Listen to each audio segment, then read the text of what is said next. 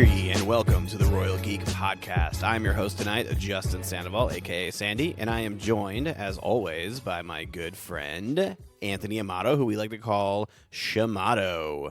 Alrighty, as you noticed already, there is no T-Roll. T-Roll is not here. He is not with us. He is gone permanently. We kicked him off the podcast. Yep. Nah, I'm just kidding. He is a well-traveled man, and he is busy with work, and so therefore, we truck on. So we have no third seat. It's just us two. Yep. So buckle up. We are unfiltered and unchained. So We do not have any training wheels to keep this bike going straight. yeah, no. We're gonna go all sorts of directions like we already have right now, right this second. So before we get any more off topic here, I'm going to go ahead and say thank you for listening to us. We really appreciate you. Go ahead and follow us wherever, subscribe wherever, leave us a review. That really helps at Royal Geek Pod on all our socials. But yeah, I'm glad that you are sticking with us. We are doing a Apple TV Plus series, which we've done before with Monarch. Yes. And we are going to And Ted Lasso too. Oh yeah, Ted Lasso counts too. I would count that. So yeah, but in all actuality, the catalog on Apple is quite impressive, and we might be doing this again. So keep that in mind. But we are covering Severance. Season 2, and we did a massive episode last week of, I say last week, but it was probably like 4 days ago, but anyway, Yeah. Massive. So if you stuck around for that whole entire thing, hopefully you enjoyed it. I honestly felt like it was just word vomit at one point, but Yeah. We really should have split that one into 2 episodes, but I wonder who suggested that. I don't know. I don't know. Before we started, but Yeah. Anyway, Definitely wasn't me. No. But here we are. And we are going to recap, break down, and just basically what just happened in episode 2 is season 2. So, spoilers. Spoiler Yes. warnings. We are jumping into Severance, season 2, episode 2.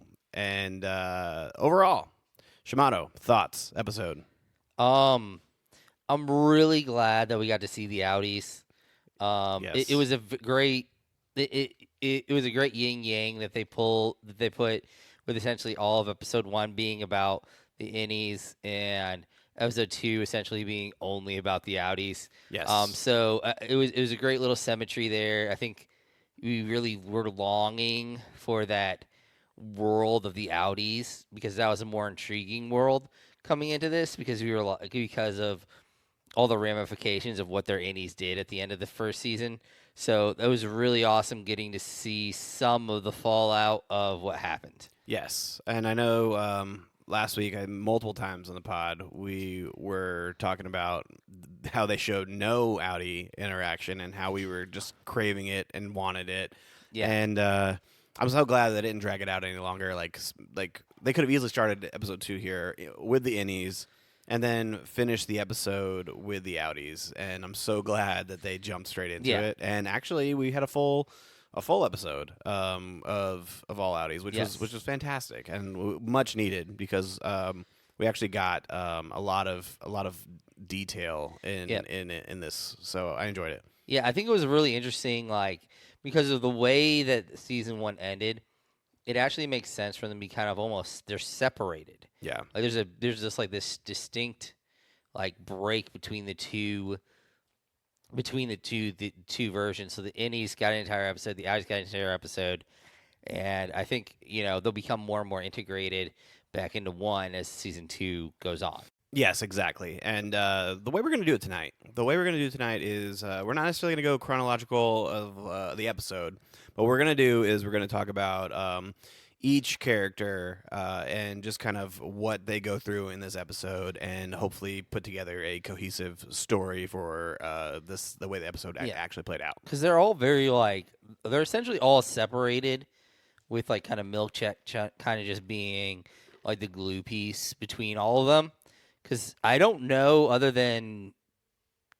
they legitimately are ever in the same room as another member of their team in the entire episode. Yeah, no, they for the most part are separate and significantly separate. So, but Before we go into the main team, the whole main team, I want to go ahead and talk about Cobell Yes. because she was back this episode, and it picks up where Helly is leaving the conference and they're doing damage control. And because of she outed them, she outed everybody on stage, and they go into this conference room. Cobell is there, and they tell her her dedication is wonderful. Like she did so many good things. She's an asset to the company, so much so she's getting promoted to a new position. To where Yes. she immediately was like, "I'd never heard of that position before. It's new." She's already catching on. She's already familiar with Lumen's ways, Yes. and she's kind of very skeptical about it. And basically leaves that meeting of I'm gonna have to think about it for a little while, and knowing that Milchek got promoted to her position as Yes. the severed floor lead. So Shimano, what did your takeaway here? I think it was kind of just like right now it's really interesting with Cobell because I feel like she's struggling immensely with because she has this fanatical love of Lumen and the Egans and Kier, and Yeah, all this stuff, but she's having these essentially very similar almost to the innies and the outies. She's having these doubts start to mm, creep into her mind that they're not exactly who we thought they were in yeah, her mind. Like, like even with her burning her or knocking down, burning her, her weird, shrine, right. at the end of the last season, and now she's turning down what is a huge promotion for her, or is at least being presented as a huge Yeah, presented promotion. that way. I think we can talk a little bit more about what she does later in the episode. I feel like it goes better with Yes, another yes, we character, will do but that. I feel like with her, I feel like she's almost like she's this weird like wild card entity right now. Correct. Yeah, it's hard. It's hard to gauge right now. Like Yeah. I'm not really sure where she's gonna fall because of how much she's wavering right now in her doubt. Yes. But I did think it was a point to make in the beginning of this before we veer off into the characters. Yeah. Because she is that wild card right now. And it also sets up for Milchek being promoted, and Yes. therefore he's got duties to fulfill. And so he's essentially played damage control, find out what happened or what was Yes. said during the overtime initiative. And so this episode, we see Milchek go to Irv. We're going to talk about Irv first, Yes. okay? Milchek goes to Irv and asked him how his night was gone because there's 39 minutes that the overtime was Which initiated. can I just say, like, Dylan is a beast if he To was hold holding out that for 39 minutes. That's so true, man. Oh man, fully spread arms, barely holding on, Yeah. like, and he did it for 39 minutes. That is very impressive. Yeah, Yeah. I'm glad. Um, so anyway, yeah, he knocks on Irv's door. Irv's like, "What's going on? Hey, good to see you." And he said, "Anything happen?" We played it very close to the chest. Said, "No, nothing at Yeah. all. He was just watching a show all night, that kind of thing." Yeah. And then Milchek fires him. Yes. And what? Let's talk about Milchek for a second. Milchek is like he's a goat, dude. He is Yeah. an absolute like his delivery on every line is incredible. Like the character that he is playing is he's so unhinged. Yeah. And I mean I'm here for it, man. I would watch just a Milchek show just by himself. And dude, Yeah. It it's almost feels amazing. like there's this, like the old description of like when people talk about a duck on a pond. I feel like that's Milchek. Like it's calm up top, but its feet are like working so fast underneath the water.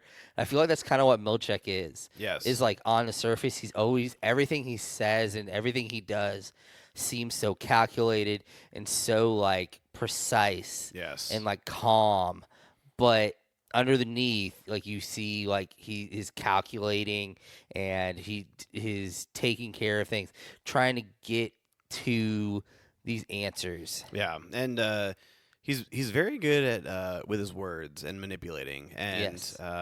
he uses it to his advantage multiple times Yes. to to present something as the truth, but it's only like a snippet of the truth, Yeah. and so it has a lot of gravity to it. So um, then later on in the episode, we see Irv again, and he's in his house, and he's with his dog, and he's holding the map of the town that they're in, and he's just staring at Bert's name on the map. Um, and what do you think? What do you think's going through Irv's mind right now? Like he's fired, but like he knows there's something going on, and he's like he's still infatuated with Bert, but like he's an outie right now. He doesn't know Yeah. what his innie did. So like I don't know what's your read here. I think it's like this really weird, like he feels like I think out of everyone that was there, on the severed floor, he's the one that's the most where his world seemed to be seeping together a little bit. Mm, Because like we saw those moments when he was in Innie where like there was the black sludge that just turned out to be paint, and obviously he's very curious about what's happening with his coworkers. Although, which is kind of interesting because like on the is his Innie, especially at the beginning, he was very like so structured and very like straightforward, always following the rules, following everything that was happening on Lumen and with the Egans. But on the outside, he seems to be much more curious. yes, yes. Which is, and I guess it kind of falls into like his like his artistic side, because like his artistic side is much more like a free flowing side. He seemed like a very robotic on the inside, whereas on the outside he seems like a little bit more like free flowing and things like that. So I think it kind of lends itself to that as well, where he's I think he's more rebellious maybe on the outside. Yeah. In the sense of like his Audi is. And I think that's why he was looking for these people, and from the way when he found it, I feel like this wasn't something that he did like recently. I feel like he's been looking Yeah, it's for been these people a for while. a while. Yeah, I get that same vibe. So like it seems like his Audi has been much more curious about what was going on than his Innie ever was before Mark made his switch. Right. So it's very interesting, like seeing, and I think there's just like some intrigue in him that is just like really starting to snowball inside of himself. Yes, I think he's had the biggest, I guess, leaps. I guess because you're right. He did. Well, he was presented at the start of the show as like the rule follower, the person who is most likely to do the right thing as far as the severed floor goes. And ever since he said, "Let's burn this place to the ground," like this guy, like that's where he went from. He went from rule follower, burn this place to the ground, not like stop it. He literally wants to destroy it. Like he's that intense now. And we also see a Bert as well. Yes, So who looks like Bert's reaching out in a way, at least searching in the other direction. Like whether it be is this Bert is kind of, I mean, is his mind, kind of doing kind of the same thing? Yeah, because like, what does retirement mean? Yes, like it is true because it's like there is a very real possibility that in retirement, because there's nowhere for the Indies to go, their only way to go is out. Seep through. So I like, like does that. it start to like push out? Yeah. So that could be a possibility. It could just be one of those things where he's just like he's intrigued by the idea of this person who is banging on his door, yelling his name. Who knows what he actually said to him? Yes. Because even his Audi his Audi might be aware of the fact of where he was, because he's the only Audi that really would be aware, because he at least has the map. He at least kind of understands maybe where he was. Right. Like, I mean, he doesn't know probably what Bert looks like on the outside until he like is there face to face with him. Yeah. But he's the only one that would actually know where that is. And I think there could be some underlying things where he could be the one who actually goes and meets the others. Yeah. Because he has the ability to. Like, the only other one, of course, would be Helly, that would have that option. But I think out of the others, he'd be the one that would be most likely to go. Like, I could see him showing up at Mark's house and being like, "Hey, and being like, we worked on this, like, once again, almost, pretty much almost like what happened with Petey, and like he has someone who knows him. Yeah. Ooh, it could easily do that. It could easily go that route. He's like, I know way too many old people. The ratio of old people here is Yes. pretty big. So, so then from the events of episode 1, we know that Mark went to get everybody like back so he can question them for himself. Yes. And so the way that plays out in the Audi time is that they have to get hired back because they were all fired. Yes. And we see Milchek show up at Irv's place again, and he's got a comeback basket basically Yes. with a pineapple and some other things in there. And we're just kind of led to believe that Irv says yes because we see him come back in episode 1. Yeah. And that's really it with Irv that episode, right? Like, Yeah, pretty much. Yeah. I do want to kind of throw out, it is kind of odd seeing John Turturro playing these more serious roles, because for me, growing up in my time period, I think of him as in 2 roles, and that would be being the butler in Mr. Deeds and being the villain in You Don't Mess with the Zohan. oh man, yeah, that's Like- big time character actor kind of thing Yes. going on there. And now, don't forget his infamous role in Transformers, where he points out the Yes. the Decepticons' balls. Yeah, yes, I do. I remember that as well. But I think more. I've seen You Don't Mess with the Right, Zohan of and course. Mr. Deeds a lot more. Oh yeah, of course. All right, so let's move on to Dylan. All right, Yes. because I think Dylan. This is where like each character kind of progresses to like fascinating things that happen Yes. outside. So Dylan, we see him leaving the building like with the ice pack on his head, Yes. and then Milchek later on that night like goes after him. Which, by the way, motorcycle, coolest helmet in Yeah. the world. I don't know what that helmet was. It was Dude, amazing. They were like, how can we make Milchek seem like more awesome? Yes, Yeah, you, like you give him he a didn't leather need it, jacket, but and sick. they were helmet. like, yeah, we're gonna make him more awesome. Yeah, and it's snowing outside. Yeah. Come on. But anyway, he goes to Dylan's house and says, "Hey, you got in an altercation with somebody. You're gone. Like you're out." Like, Yeah. And then he's like, "What do you remember? What do you know?" That kind of thing, and question him. Didn't really get anything. Yeah. And they fired him. And I love how Dylan's response is, like, what was my wife gonna say? Like he's just Yeah. like, he's providing for his family. That whole thing, right? I really want to know who his wife is. I feel like it's gonna be somebody that we know already. Yes. I feel like, but The voice sounded slightly familiar. yeah, there's gonna be a reveal there, I believe. Yeah.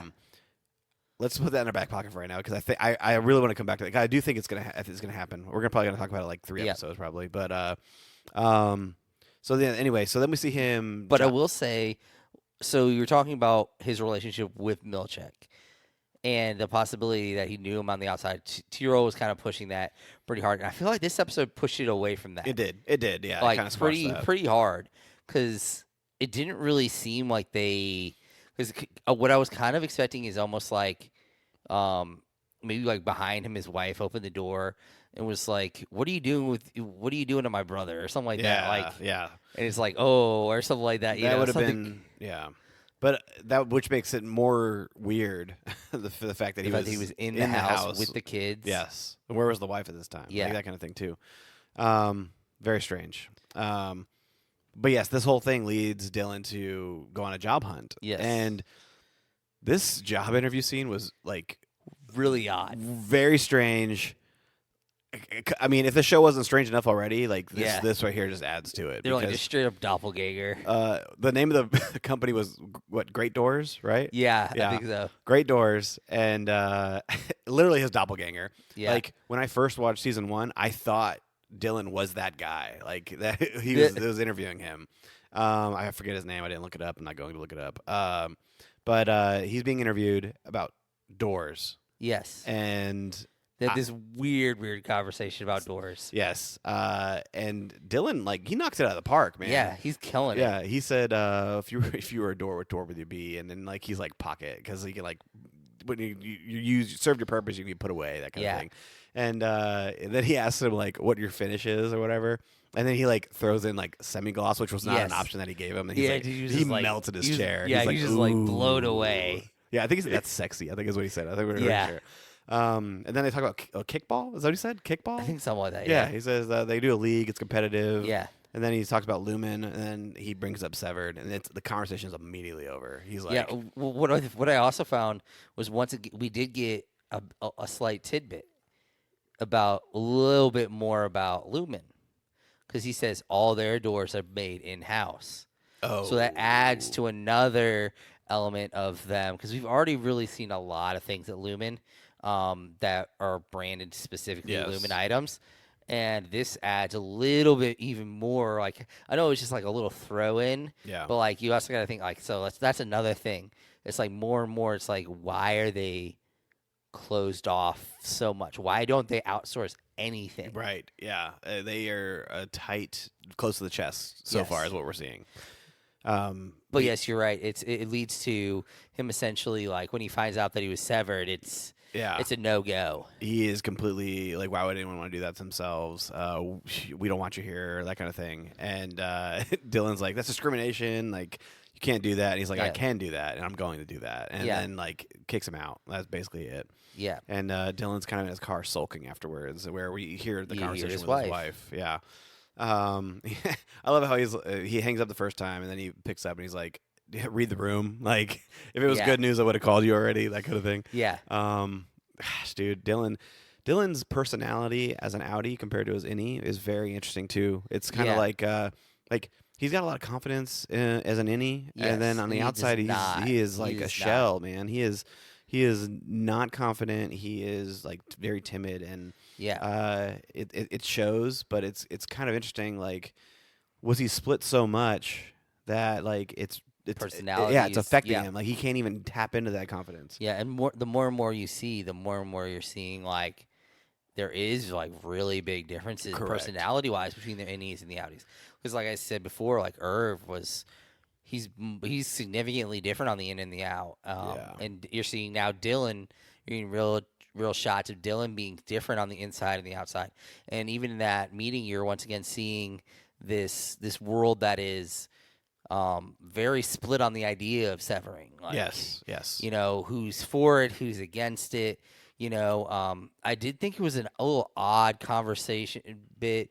I don't know if it was like if it's gonna mean anything to like the structure of the world that they're in, but when he was talking about benefits and like the first thing he brought up was a coffee machine, and these like health benefits, and I don't know, like I feel like that's like I don't know. I feel like they're trying to kind of give you an idea of what how the outside world is, and maybe try to make this connection of this is why you would go to Lumen because they're so above and beyond as an That's a good employer. point. That's a good point. Like that anything else is like a significant step down, which is I think they're trying to almost justify why someone would want to be severed from Yes. like a financial slash benefits point of view.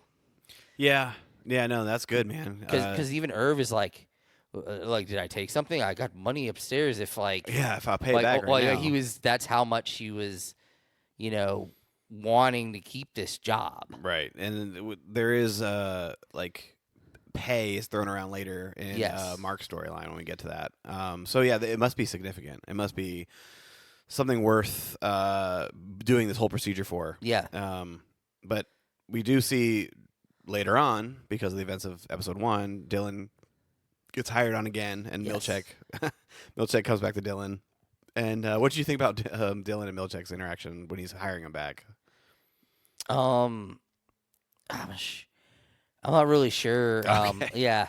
I don't know. It was just, it was kind of funny. I just thought it was funny because Dylan was just like so quick to it. He was just like, Yeah. oh, okay. Like, which was strange because he knew something went on and he was just so quick to accept it because I guess kind of the way he was feeling. Yeah, I guess. Inadequate, If you're that kind of feeling that, thing. and it goes with the confidence too. It's Mhm. like you're given this opportunity, and maybe it's almost this like deference in a way, and you're almost grateful for the idea because at Yeah. this moment, if he really still believes Yeah. that he was the aggressor in this moment, Mhm. that it would make sense for him to,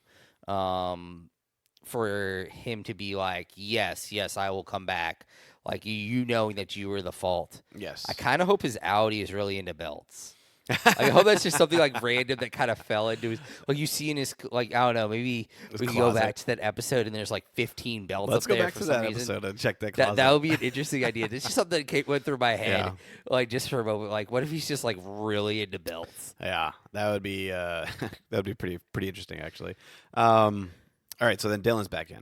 Yes. All right, so let's go to Helly next Yes. because this was very Yes. interesting. Honestly, it led to more questions It than did. answers. It did, but it kind of also gave you enough, right? Like, so I mentioned Helly was the one talking to Miss Cobell, and Yes. okay, she's high up. high up. Yes. We see her make a video, Yes.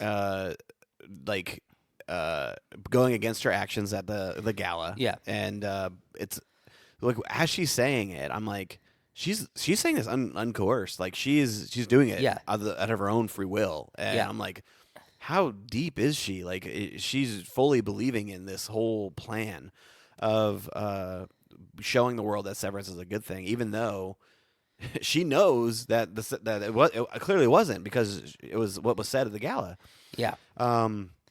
But she does that. She makes the video, and man, what do you think about the video? First of all, I mean, I think the entire thing was just like it was straight propaganda. yes. Like it was all like this. It was almost like So many buzzwords. honestly, right? it was almost like It was like almost like a self-imposed break room for her, like herself. Like She- like I feel like she was saying it to try to convince herself that was the sort real, of, you but it was think? also like this idea of like like she's trying to convince herself and she's trying to convince the person she is talking to, which is of course all these people who Right. believe in Lumen, that she was trying to like do that because it was you think it's like even in the same format like almost as when she was in the break room, get in being forced for like 1,000 times to say those words over and over and over again. Yeah. So we got that, which was Which kinda she said crazy. over 1,000 times. So Yes.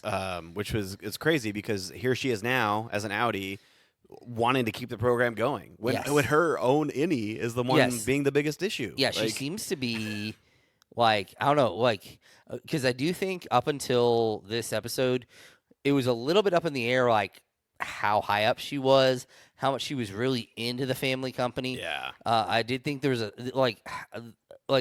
was she like 100% in, or is this like is she the black sheep of the family and she's just doing it because? Yeah. Which that seems like that's out the window now. Yeah, that she's up there. She's 100% there. I mean, her father literally only says 2 words to her, and it's essentially calling her like a spoiled child. Yep. Oh yeah. Yeah. So And it's, he had the emotion behind that too, though. Like he was like quivering. Like it was. yes. It was like she basically shattered the world for them because of Yeah. her name and who she is. Like it's her future that she Yeah. basically jeopardized as well. I did find it the scene that came shortly after where she was reviewing the tape, Yes. and it's her and Mark's last interaction before they Yes. went back to being an Audi. I didn't know how to read this. I was I think they purposefully left up for this interpretation. You up think? for interpretation because I think what you were talking about last week really like it really kind of made it look like it was gonna feel that way, like that that maybe it was not actually Helly that is down there and it's actually Helena. Yeah. But I also like there were some feelings of almost like I kind of felt like when she was watching it, she was like intrigued to watch this part of herself Yes. have love. Yeah, and because a part of me was thinking like she was envious, and because she doesn't have that Yes, currently. that's kind of how I was.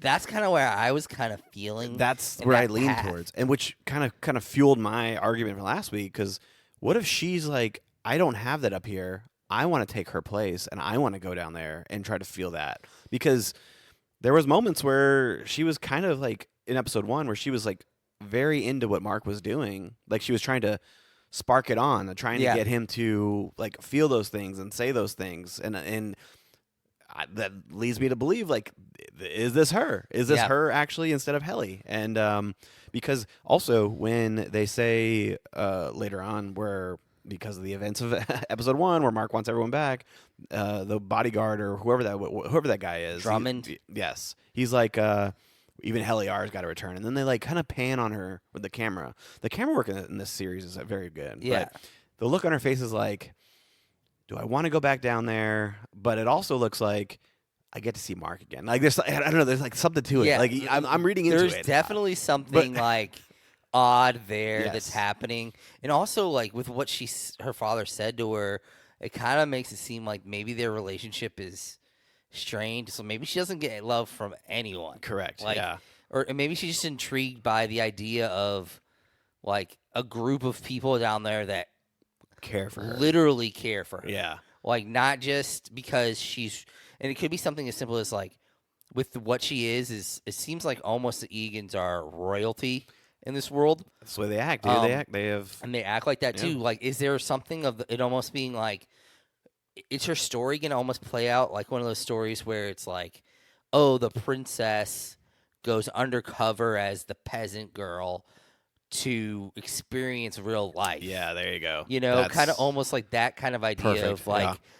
you know, going undercover Yeah. Which I'm telling you, man. to see what real is. That's what I think it is. That's what happens. I think she returns to the severed floor. Which will make some really weird things in it because it's like, like it's like because if they ever find that out, it's like, Yeah. and if she's been helping them, then they have to make that decision of like, Ooh. do Yeah. they keep Helena, Mhm. who's been helping them this season, Yeah. or do they go back to Helly, who's like the original? Like, Dang. Yeah. That would. I mean, that would add a little bit extra layer for sure. yeah. All right. What else about Helly? I just feel like she just was. I think that she just solidified herself as this very like cold, almost like calculating businesswoman. Yeah. It's kind of like the feeling that I got for the most part, except for like in those moments of like with that she was involved with Mark. Okay. Yeah. No. For sure. She's powerful. We know. I can sense. You can sense. Yes. She's powerful. Especially the way like Cobell like interacted with her. She knew. Yeah, that when she talked to Cobell, Yeah. it was very interesting. Which that's got to be a really odd conversation for Cobell to be having in season 1. Like all her conversations with Helly Yeah. have to that's a be good point. really, really weird. Yeah. Since knowing who she is. Yes. That kind of thing. But she played it off well. Yeah. Played it off well. And especially like Helena's interaction with Milchek too. Like even like the power's there too. Milchek's Yeah. like, yes, ma'am. Like I'll take care. I have full responsibility. I'm gonna go ahead and Yeah. ensure. Yeah. Like it's like that. Yes. So that's good. All right. So lead us to Mark. He's on the big boy. Yes, Mark Adam Scott is leagues ahead of performance-wise here. Like this dude is amazing, right? We pick up right where he left off in the last time we saw Yes. his Audi. He's shouting, she's alive," flailing the picture. He comes Yes. to. They question him. They're like looking at him like he's crazy, like his sister, and And of course, they get Rickon. this really dumb moment freaking where Rickon. you're like, oh, like, because you're like, dang it, I didn't even think about that. Like, did you think for a the second daughter? No, that it was the baby? I was like, what in the heck? but then when I'm thinking back on it, it's like It was pretty key. makes sense Yeah. for them to be like that to be Yeah. a ridiculous secondary option Correct. because of course they were looking for the daughter. But thank goodness his sister has at least some sense. Yes. And she's His sister is- tugging at it. It's like, yeah, what if she was? Or like, yes, she's playing a game. mhm. It's like playing a game of Jenga with someone who has like shaky hands. Yeah. Like it's like she's trying to get him to, but you want him to win. Yeah. You want the person with shaky hands to win. So she's doing this like ever so slow build because it's almost like essentially she's his therapist. Is Yeah. really what it is. Yeah. That's what, no, you're right. It is going on in this, like she's trying to pull these little threads, like you were saying, and trying to create these situations where he sees the right he's got to thing. come to it on his Yes. own. He can't accept it right now. I did when Milchek showed up and asked to sit down. All three of them sit down together. Yeah. And Devin's kind of very cold to them and brings up like Cobell and how she Yeah. did, and then Milchek tries to explain it off. Rickon mentions how cool his helmet is. Yeah. Which, Freaking Rickon. fantastic, yeah. But then Rickon's also like, later on, this didn't happen in this conversation, but later on, Rickon's like, yeah, you're Worky. He calls them Workies, right? Yes. He's like, you're Worky. He's a stand-up guy. He's like, he was enlightened by my. And he's just going off on how he was treated by any Mark. Yes. But like Mark having the conversation with Milchek and leaving it uncertain. One of the best lines of this entire Yes. series, to be honest with you, is when Mark's like, I don't know. I don't know if I can go back, that kind of thing. And Milchek says, it was a brave thing what your innie did. I'd hate for his courage to be rewarded with non-existence. Yes. I was like, yes. Dude, I paused it and I was like, whoa, like chills, dude. That was insane, dude. I the way he the way he delivers that line too. Yes. Like, it's such a manipulative line. Yes. Like, into the insane amount of manipulation. And once again, getting into, like, the fact that not splitting is literally essentially killing the other version. Exactly, dude. Or like it is like it's really crazy. Like, Yeah. and they've played it up so well in these moments. Like they really dug into it hard in the last episode with that conversation between Dylan and Irv, yeah. and then they kind of like they lean back into it in this episode with that line, which is just like it's an amazing line. Dude.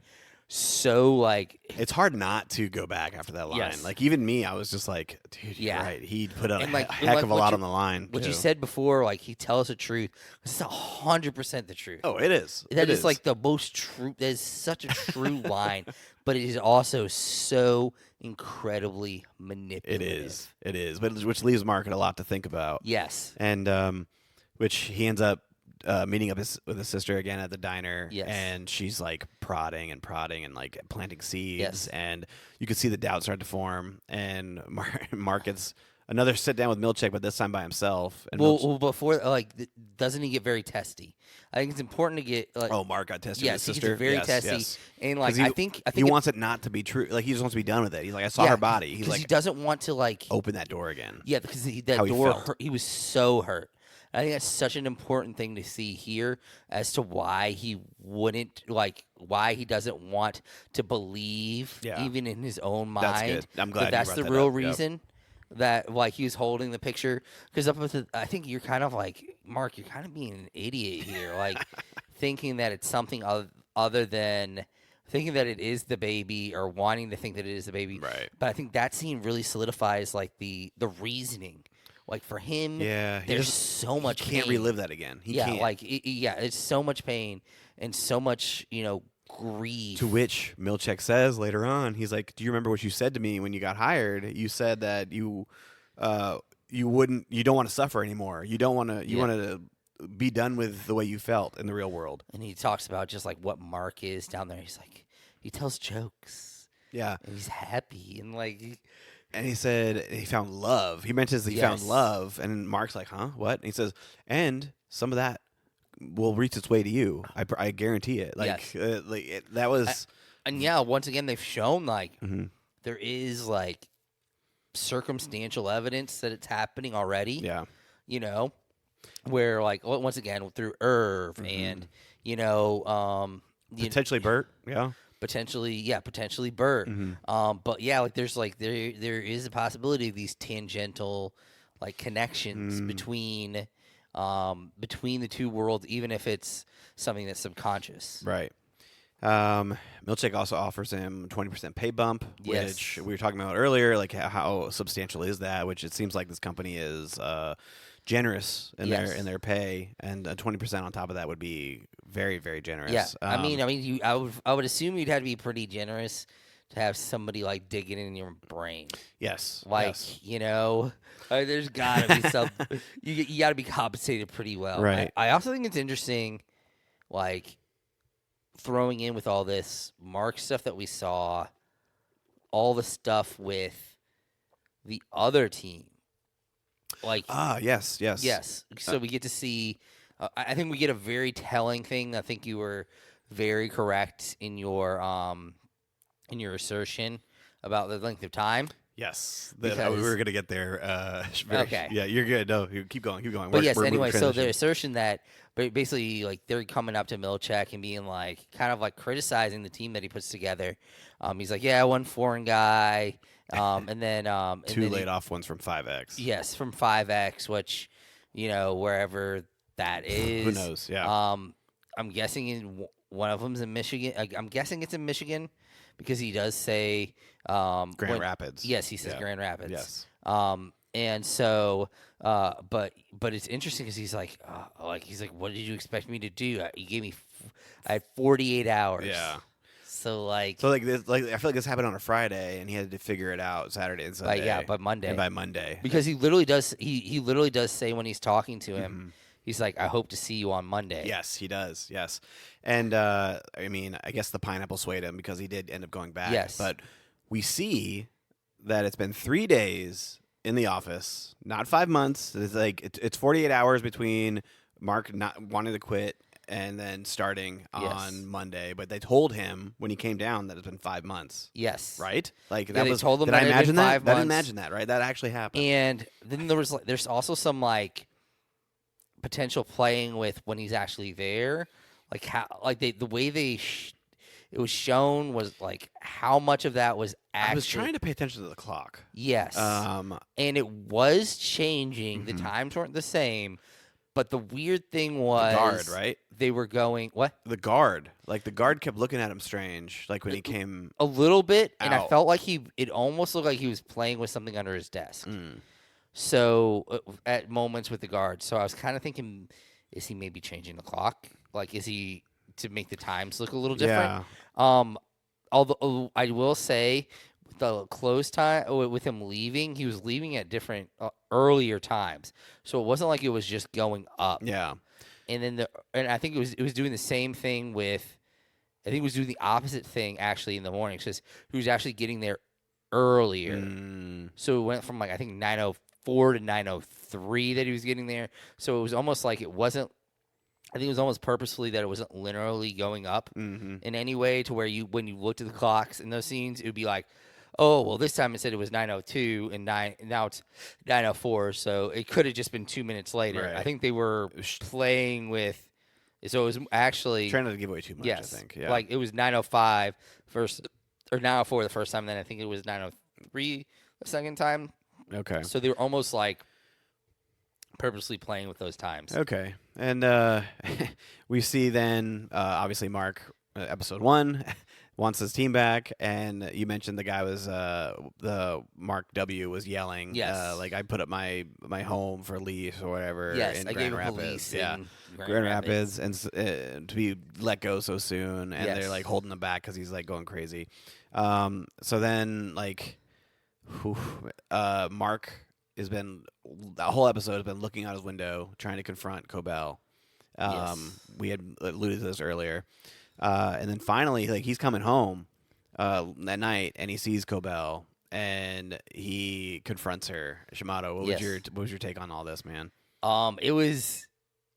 I think it was like this moment of like he had to kind of figure out how much he wanted to believe. Yeah. Like, does he want to just essentially go with life and not try to figure out anything about anything that is happening? Yeah. And just, which is the easy way because it is the path that leads to him not having to dig up any of the grief that is related with the death of his wife. Yeah. Or does he actually want to know what is going on? Like, why was this person who is my boss at work now this neighbor of mine who's also the lactation specialist of my sister, Yeah. doing a whole bunch of weird things. Why was I even awoken? Yeah. And What was she also questions him. She's like, "You're back at work again," and she drops a line like, "Let me guess, it involved the pineapple." She's like, "I expected better from you. Yeah. Like, how easy you're swayed." And then she like gets in her car and tries to drive away, but he stops her. Yeah. And because of his sister, which dude, stars for the sister Yeah. here, kept prodding, and he just asked about his wife, like, Yes. like where is she, or is she alive, or whatever, and she says nothing. She says nothing, but the But stare everything. down says everything. Yes, good, Yes. good. But then I think the cherry on the top is just her screaming, Yes. like crazy, like a mad woman. Which of course was like, and it was essentially a Cobell moment. Like Yes, that was yes, it her. was, yes. Like she does weird things like that all the time. Yes, and I will point out earlier in the episode, Rickon's like, can we just call her Colvig as Miss Colvig as a Yes. reference point, so they're not talking about Which is Rickon just a ridiculous human being. Yeah. Oh, he sure is, but I'm loving it. I'm loving him in the episodes. So then she drives off, and then Mark Yes. is just kind of staring into the night of like, holy crap. Yeah. Am I gonna have to like investigate now because of all this? Yeah. I think. And the episode ends there, right? Yes, yes. Yeah. Oof. Which I think that like this. I think the biggest thing is that also it solidifies in his mind that like he has to. Yes. He has to know, Yes. even if it hurts. Oof, man. Episode 3, dude, I'm hyped now for it. Getting all these pieces and these knowledge pieces together, and then seeing how they're gonna play out now as innies outies going back and forth through work. What the balance is gonna be. I'm looking forward to seeing that. Yes. Biggest thing I missed in this episode was Miss Wong. Miss Wong, Yes. yes.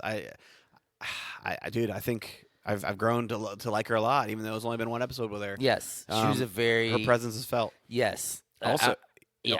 Yeah, I was gonna say sorry to cut you off, but also along with that is Milchek and working, like just that in general is worth his weight in gold. Yes. Like he is. I mean, he's just a beast, and Yes. like he is Yeah. just like this, terrifying 70s looking dude. Yes. But as far as like what to expect, at this point, I think I can't say too much because I feel like episode 3 will kind of set us in the direction that we need to get our Yes. thought process going.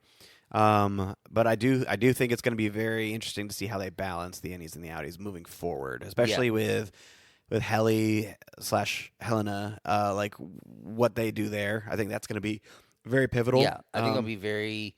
I think she's gonna essentially be kind of on her own on the outside. Yeah. I don't think she's gonna have a whole lot of interaction with the other outies. But she for a she while. knows who they are though, But so yeah, she but technically she could really go to is. them and force an interaction or Yes. do something. Like she has a lot of control here that we She does. potentially could see. All right, so dude, I don't know, man. It's gonna be interesting. I'm thinking like in my mind, could we see like a parallel of Irv kind of developing a relationship with Dylan on the outside, almost kind of in a like, the flip coin of him being the more supportive version to Dylan, and on the outie where Dylan was the more supportive version to him as an innie. So I think that could be an interesting setup with something there. Once again, Dylan's wife is an intriguing.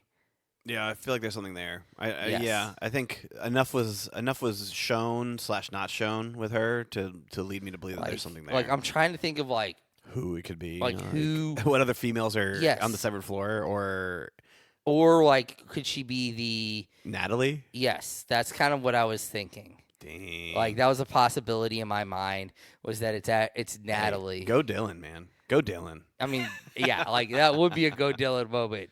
But that could be like because I feel like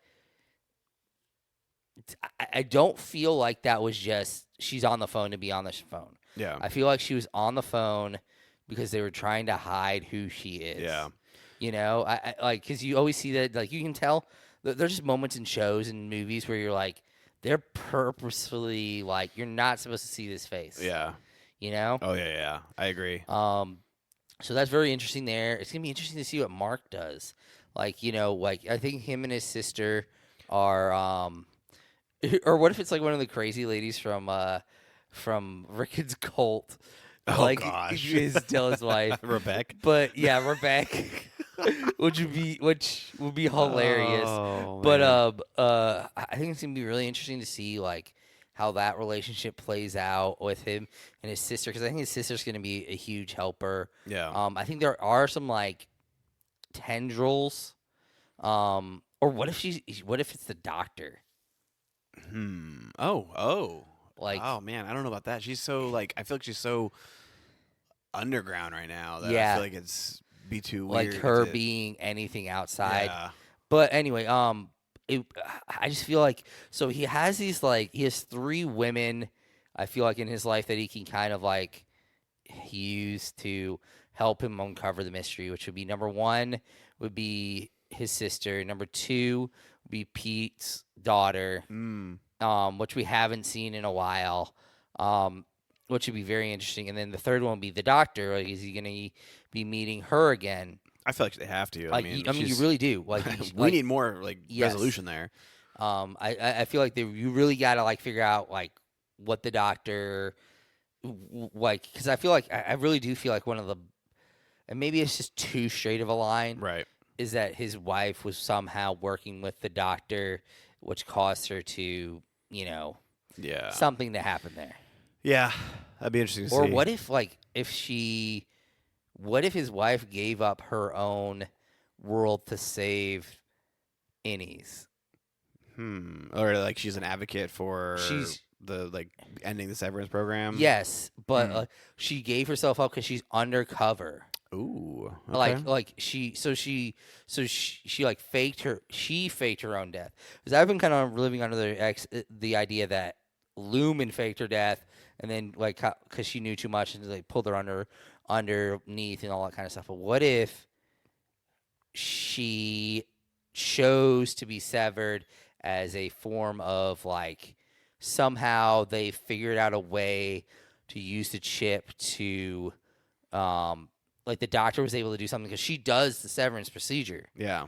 What if she could do it where it transmits out things that they're doing and they're gaining data to bring down the severance program, and so she was giving up her life to save people who are severed.